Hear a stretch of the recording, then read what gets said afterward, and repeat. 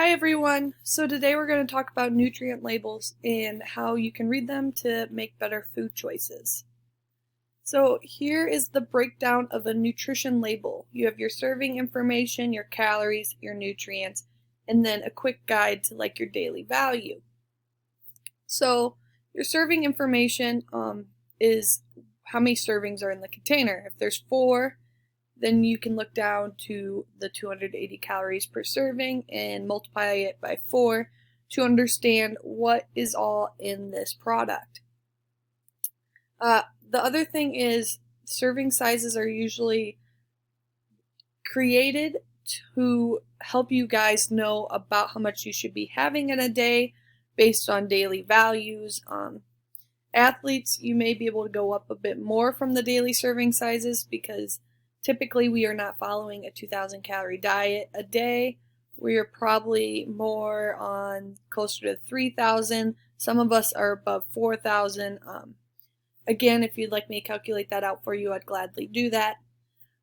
But calories are just kind of generic because there's empty calories and then there's nutrient dense calories. So we go into the nutrients to understand.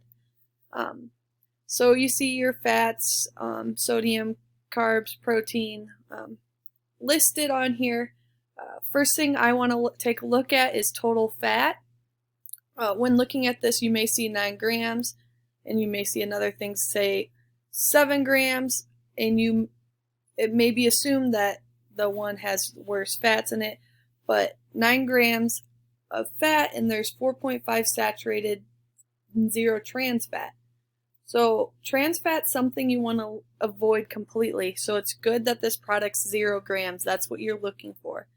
Saturated fat, you want to be around that 20 grams per day. So if you ate only 1 cup of this, you would still be on the high end of what you want for saturated fat in one item. But you could see if you ate 4 servings of this, you are going to almost hit your entire daily value of saturated fat. The remaining 3.5 or 4.5 grams of fat are going to be your monounsaturated, your polyunsaturated fats. These are good fats, and like previously I have said, is they help with inflammation and other things. Next, we look at cholesterol. This is kind of in the middle. Not a huge concern with 35 milligrams. But you can look at the number 4 tip here. Quick guide to percentage daily value. 5 or less is low, 20% or more is high. So the saturated fat was high, and this cholesterol is in the middle somewhere, so not a huge concern. Sodium, you look at this, it's 37% of your daily value. That's for 1 cup, so if you times that by 4, you already go over in sodium. So sodium, especially in prepackaged items, is a concern because sodium is used as a preservative to help it stay longer and stay fresh. Carbohydrates, 34 grams, so this is in the middle-ish of what a daily value for. You can see 4 grams of fiber. Fiber is something you want to look in for carbohydrates because you want to consume about 25 grams of dietary fiber a day. Next is total sugars, but don't get overwhelmed by that. Natural sugars have quite the benefit and are good sources of energy in general. So we look at in the added sugars, and you see 0, so not a concern. You want to limit added sugars. Protein here, this is, a lot of you guys may track protein because some of you may be at 60 grams of protein a day. Some of you may be above 200 grams of protein a day.